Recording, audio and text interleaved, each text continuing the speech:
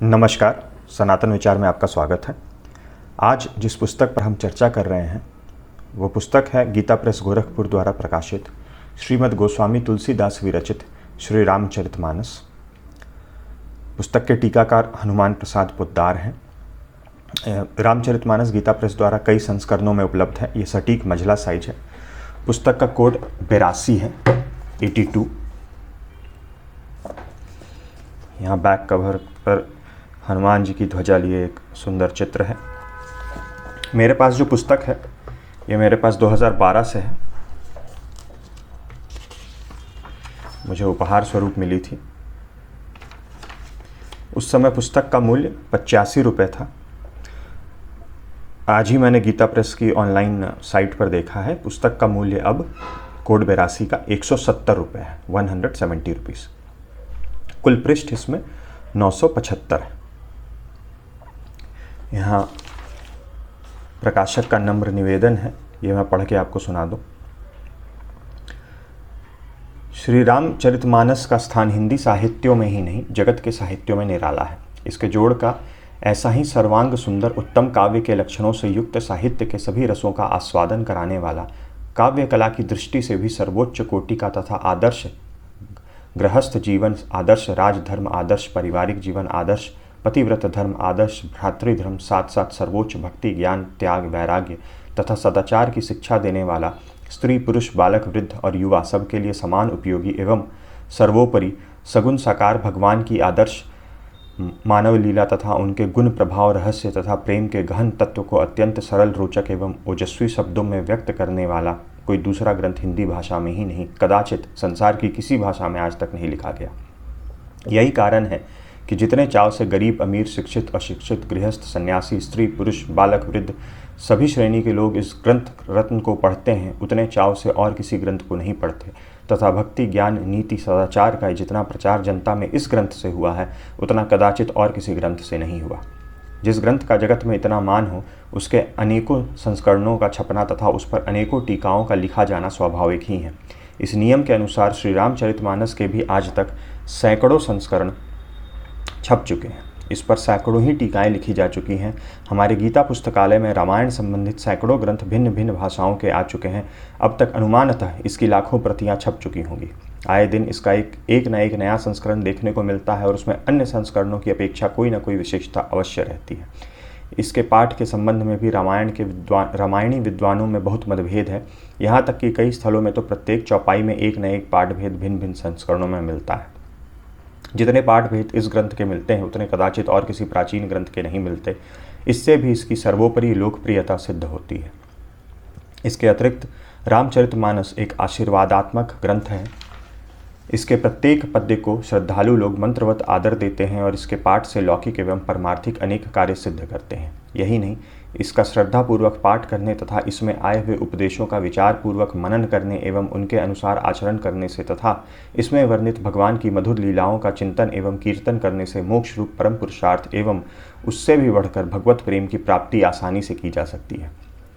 क्यों ना हो, जिस ग्रंथ की रचना गोस्वामी तुलसीदास जी जैसे अनन्य भगवत भक्त के द्वारा, जिन्होंने भगवान श्री सीताराम जी की कृपा से उनके दिव्य लीलाओं का प्रत्यक्ष अनुभव करके यथार्थ रूप में वर्णन किया है, साक्षात भगवान श्री गौरी शंकर जी की आज्ञा से हुई तथा जिस पर उन्हीं भगवान ने सत्यम शिवम सुंदरम लिखकर अपने हाथ से सही की, उसका इस प्रकार का अलौकिक प्रभाव कोई आश्चर्य की बात नहीं। ऐसी दशा में इस अलौकिक ग्रंथ का जितना भी प्रचार किया जाएगा, जितना अधिक पठन पाठन एवं मनन अनुशीलन होगा, उतना ही जगत का मंगल होगा। इसमें तनिक भी संदेह नहीं है। वर्तमान समय में तो यह जब सर्वत्र हाहाकार मचा हुआ है, सारा संसार दुख एवं अशांति की भीषण ज्वाला से जल रहा है, जगत के कोने कोने में मार काट मची हुई है और प्रतिदिन हजारों मनुष्यों का संहार हो रहा है, करोड़ों अरबों की संपत्ति एक दूसरे के विनाश के लिए खर्च की जा रही है, विज्ञान की सारी शक्ति पृथ्वी को शमशान के रूप में परिणत करने में लगी हुई है, संसार के बड़े से बड़े मस्तिष्क संहार के नए नए साधनों को ढूंढ निकालने में व्यस्त हैं, जगत में सुख शांति एवं प्रेम का प्रसार करने तथा भगवत कृपा का जीवन में अनुभव करने के लिए रामचरितमानस का पाठ एवं अनुशीलन परम आवश्यक है। इसी दृष्टि से गीता की भांति मानस के भी कई छोटे बड़े यथासाध्य शुद्ध प्रामाणिक सस्ते सचित्र एवं सटीक संस्करण निकालने का आयोजन गीता प्रेस के द्वारा किया जा रहा है। इस संस्करण में दोहे चौपाइयों का अर्थ वही है जो मानसांक में था। पाठ एवं अर्थ की भूलों के लिए हमें अपने विज्ञ पाठक महानुभावों से क्षमा प्रार्थना करते हैं और भगवान की वस्तु विनम्र भाव से भगवान की सेवा में अर्पण करते हैं। विनीत प्रकाशक। यह श्री रामचरितमानस की विषय सूची है। नवः परायण का विश्राम स्थान दिया गया है और मास परायण का विश्राम स्थान दिया गया है एक पृष्ठ पे। उसके बाद परायण विधि दी गई है। उसके बाद से सातों कांड प्रारंभ होते हैं। पुस्तक में 7 कांड हैं। बाल कांड, अयोध्या कांड, अरण्य कांड, किष्किंधा कांड, सुंदर कांड, लंका कांड और उत्तर कांड। बाल कांड जो है वो पृष्ठ संख्या 1 से लेकर के पृष्ठ संख्या 306 तक है, तकरीबन 306 पृष्ठ। अयोध्या कांड पृष्ठ संख्या 307 से लेकर के, यहाँ से प्रारंभ हो रहा है, पृष्ठ संख्या 307 से लेकर के पृष्ठ संख्या 565 तक है, करीब 259 पृष्ठ। उसके बाद अरण्य कांड है, पृष्ठ संख्या 567 से लेकर के पृष्ठ संख्या 623 तक, करीब 56 पृष्ठ। काफ़ी छोटा कांड है अरण्य कांड श्री रामचरितमानस में। किष्किंधा कांड पृष्ठ संख्या 625 से लेकर के 655 तक, केवल 30 पृष्ठों में। सुंदर कांड 657 से लेकर के 828, कुल 171 पृष्ठों में। और अंत में लंका कांड 829 से लेकर के 965 तक, कुल 136 पृष्ठ।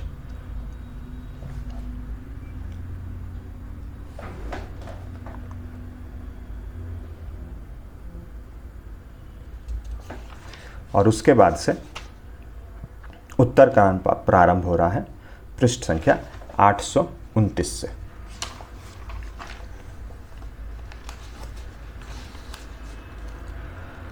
बाल कांड के कुछ जो प्रसंग हैं उनको मैं आपको बता दूं, जिससे आपको यह आइडिया लग जाए कि बाल कांड में कहाँ तक की कथा है। बाल कांड में श्री राम गुण एवं श्री रामचरित की महिमा, याज्ञवल्क्य भारद्वाज संवाद तथा प्रयाग महात्म्य, शिवजी द्वारा सती का त्याग, शिवजी की समाधि, पार्वती का जन्म और तपस्या, शिवजी का विवाह, यह प्रसंग बाल कांड में दिया गया है रामचरितमानस में। श्री भगवान का प्राकट्य और बाल लीला का आनंद, ये प्रभु श्री राम के बारे में श्री भगवान का प्राकट्य और बालक लीला का आनंद। विश्वामित्र का राजा दशरथ से राम लक्ष्मण को मांगना, विश्वामित्र यज्ञ की रक्षा, अहल्या उद्धार, पुष्प वाटिका निरीक्षण, सीता जी का प्रथम दर्शन, श्री सीताराम जी का परस्पर दर्शन, धनुष भंग, दशरथ जी के पास जनक जी का दूत भेजना, अयोध्या से बारात का प्रस्थान, बारात का अयोध्या लौटना और अयोध्या में आनंद, यह बाल कांड में है ये सारे प्रसंग। फिर अयोध्या कांड में राम राज्याभिषेक की तैयारी, देवताओं की व्याकुलता तथा सरस्वती जी से उनकी प्रार्थना, कैकई का कोप भवन में जाना, दशरथ कैकई संवाद और दशरथ शोक, सुमंत्र का महल में जाना और वहाँ से लौटकर श्री राम जी को महल में भेजना, श्री राम सीता लक्ष्मण का वन गमन और नगर निवासियों को सोए छोड़कर आगे बढ़ना, चित्रकूट में निवास, कोल भीलों के द्वारा सेवा, अयोध्या वासियों सहित श्री भरत शत्रुघ्न आदि का वन गमन, भरत जी चित्रकूट मार्ग में, भरत जी का मंदाकिनी स्नान, चित्रकूट में पहुंचना, भरत आदि सबका परस्पर मिलाप, पिता का शोक और श्राद्ध, श्री राम भरत संवाद, भरत जी का अयोध्या लौटना, भरत जी द्वारा पादुका की स्थापना, नंदीग्राम में निवास और श्री भरत जी के चरित्र श्रवण की महिमा। उसके बाद अरण्य कांड प्रारंभ हो रहा है। अत्रि मिलन एवं स्तुति, श्री सीता अनुसुईया मिलन और श्री सीता जी को अनुसुईया जी का पातिव्रत धर्म कहना, श्री राम जी का आगे प्रस्थान, विराधवध और शरभंग प्रसंग, शूर्पणखा की कथा, शूर्पणखा का खरदूषण के पास जाना और खरदूषण आदि का वध, शूर्पणखा का रावण के निकट जाना, श्री सीता जी का अग्नि प्रवेश और माया सीता, श्री सीता हरण और श्री सीता विलाप, जटायु रावण युद्ध, कबंध उद्धार, सबरी पर कृपा, नवधा भक्ति उपदेश और पंपासर की ओर प्रस्थान। ये सारे प्रसंग जो हैं वह अरण्य कांड में हैं। फिर किष्किंधा कांड, श्री राम जी से हनुमान जी का मिलना और श्री राम सुग्रीव की मित्रता, बाली सुग्रीव युद्ध, बाली उद्धार, फिर वर्षा ऋतु वर्णन, शरद ऋतु वर्णन, सुग्रीव राम संवाद और सीता जी की खोज के लिए बंदरों का प्रस्थान, समुद्र लांघने का परामर्श, जाम्बवान तक हनुमान जी को बल याद दिलाकर उत्साहित करना, जाम्बवंत का हनुमान जी को बल याद दिलाकर उत्साहित करना, यह किष्किंधा कांड में है। फिर सुंदर कांड प्रारंभ हो रहा है। हनुमान जी का लंका को प्रस्थान, सुरसा से भेंट, छाया पकड़ने वाली राक्षसी का वध, हनुमान विभीषण संवाद, हनुमान जी का अशोक वाटिका में सीता को देखकर दुखी होना और रावण का सीता जी को भय दिखलाना, हनुमान जी द्वारा अशोक वाटिका विध्वंस, अक्षय कुमार वध और मेघनाथ का हनुमान जी को नागपाश में बांधकर सभा में ले जाना, लंका दहन, समुद्र के पास इस पार आना, सबका लौटना, मधुवन प्रवेश, सुग्रीव मिलन, श्री राम हनुमान संवाद, श्री राम जी का वानरों की सेना के साथ चलकर समुद्र तट पर पहुंचना, विभीषण का भगवान श्री राम जी के शरण के लिए प्रस्थान और शरण प्राप्ति, समुद्र पर श्री राम जी का क्रोध और समुद्र की विनती। उसके बाद लंका कांड प्रारंभ हो रहा है। नल नील द्वारा पुल बांधना, श्री राम जी द्वारा श्री रामेश्वर की स्थापना, रावण को मंदोदरी का समझाना, रावण प्रहस्त संवाद, अंगद जी का लंका जाना और रावण की सभा में अंगद रावण संवाद, लक्ष्मण मेघनाद युद्ध, लक्ष्मण जी को शक्ति लगना, श्री राम जी का सुशेषण वैदिक को लाना और संजीवनी के लिए जाना, कालनेमी रावण संवाद, मकरी उद्धार, कालनेमी उद्धार, भरत जी के बाण से हनुमान का मूर्छित होना, भरत हनुमान संवाद, कुंभकर्ण युद्ध और उसकी परम गति, मेघनाद युद्ध, राम जी का लीला से नागपाश में बंधना, मेघनाद यज्ञ विध्वंस युद्ध और मेघनाद उद्धार, लक्ष्मण रावण युद्ध, रावण मूर्छा, रावण यज्ञ विध्वंस, राम रावण युद्ध, राम रावण युद्ध, रावण वध, सर्वत्र जय ध्वनि, हनुमान जी का सीता जी को कुशल सुनाना, सीता जी का आगमन और अग्नि परीक्षा, विभीषण का वस्त्राभूषण बरसाना और वानर भालुओं का उन्हें पहनना, पुष्पक विमान पर चढ़कर श्री सीताराम जी का अवध के लिए प्रस्थान। ये सारे लंका कांड में है प्रसंग। और फिर उत्तर कांड प्रारंभ हो रहा है। भरत विवाह, विरह तथा भरत हनुमान मिलन, अयोध्या में आनंद, श्री राम जी का स्वागत, भरत मिलाप, सबका मिलानंद, राम राज अभिषेक, वेद स्तुति, शिव स्तुति, राम राज्य का वर्णन है। फिर श्री राम जी का प्रजा को उपदेश है, श्री राम वशिष्ठ संवाद है, शिव पार्वती संवाद है, गरुड़ मोह, गरुड़ जी का काकभुषुंडी से राम कथा और राम महिमा सुनना और काकभुषुंडी का अपनी पूर्व जन्म की कथा और काली महिमा कहना आदि इत्यादि, ये सब अंतिम के उत्तर कांड में उपलब्ध हैं। श्री रामचरितमानस में बाल कांड सबसे बड़ा कांड है, 306 पृष्ठ, और उसके बाद अयोध्या कांड है 259 पृष्ठ। ये नवाह परायण के विश्राम स्थान दिए गए हैं और ये मास परायण के विश्राम स्थान दिए गए हैं। 9 दिनों में श्री रामचरितमानस का पाठ करने के लिए, कई लोग नवरात्रि के दौरान भी श्री रामचरितमानस का पाठ करते हैं, तो 9 दिनों में किन किन पृष्ठ संख्या तक पढ़ के फिर विश्राम करना है। प्रथम दिन पहला विश्राम पृष्ठ संख्या 109, दूसरा 204, तीसरा 303, चौथा 398, उसके उसी प्रकार से आगे 5वां, 6ठा, 7वां, 8वां, 9वां दिए गए हैं। और फिर 1 महीने में श्री रामचरितमानस का अध्ययन करने के लिए कहाँ कहाँ हर प्रतिदिन विश्राम करना है, किस पृष्ठ संख्या तक पहले दिन पढ़ना है, फिर वहाँ से दूसरे दिन कहाँ तक पढ़ना है, ये मास परायण के विश्राम स्थान यहाँ दिए गए हैं। फिर यहाँ परायण विधि दी गई है। श्री रामचरितमानस का विधि पूर्वक पाठ करने वाले महानुभावों के पाठारंभ के पूर्व श्री तुलसीदास जी, श्री वाल्मीकि जी, श्री शिव जी तथा श्री हनुमान जी का आवाहन पूजन करने के पश्चात तीनों भाइयों सहित श्री सीताराम जी का आवाहन, षोडशोपचार पूजन और ध्यान करना चाहिए। तदंतर पाठ का आरंभ करना चाहिए। सबके आह्वान, पूजन और ध्यान के मंत्र क्रमशः नीचे लिखे जाते हैं। ये आह्वान मंत्र है, यहाँ देखिए, ओम तुलसीदासाय नमः, ये मंत्र के बाद फिर ओम वाल्मीकाय नमः, ओम गौरीपतये नमः, ओम श्री सपत्निकाय लक्ष्मणाय नमः, ओम श्री सपत्निकाय शत्रुघ्नाय नमः, ओम श्री सपत्निकाय भरताय नमः, ओम हनुमते नमः। फिर यहाँ षोडश उपचार है, आचनम, करन्यास। पुस्तक सचित्र है, तो यहाँ कुछ चित्र दिए गए हैं। गोस्वामी श्री तुलसीदास जी महाराज, हनुमान जी की प्रार्थना, पुष्पक विमान पर श्री सीताराम और श्री राम दरबार की झांकी। ये जो पुस्तक है जो अभी मैं आप लोगों को दिखा रहा हूँ, जैसा मैंने पहले बताया 2012 का संस्करण है, तो अभी जो नए संस्करण हैं उनमें हो सकता है कुछ अलग चित्र हों या कुछ अधिक चित्र हों। यहाँ से श्री रामचरितमानस प्रारंभ हो रही है। प्रथम सोपान बालकांड, और यहाँ तक वंदनाएं हैं और फिर यहाँ से चौपाइयाँ शुरू हो रही हैं।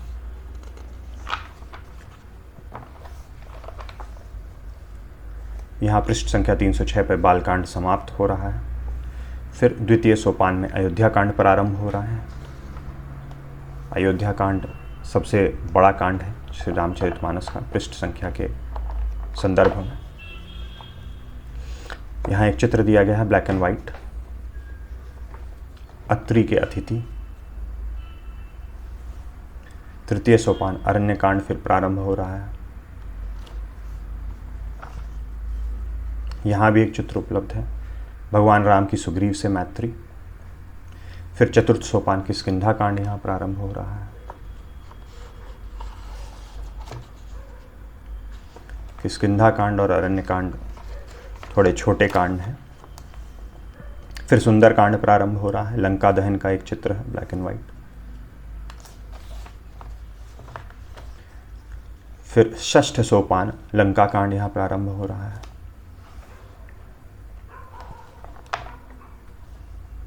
लंका कांड समाप्त, और फिर अंतिम सोपान, सप्तम सोपान उत्तरकांड प्रारंभ हो रहा है।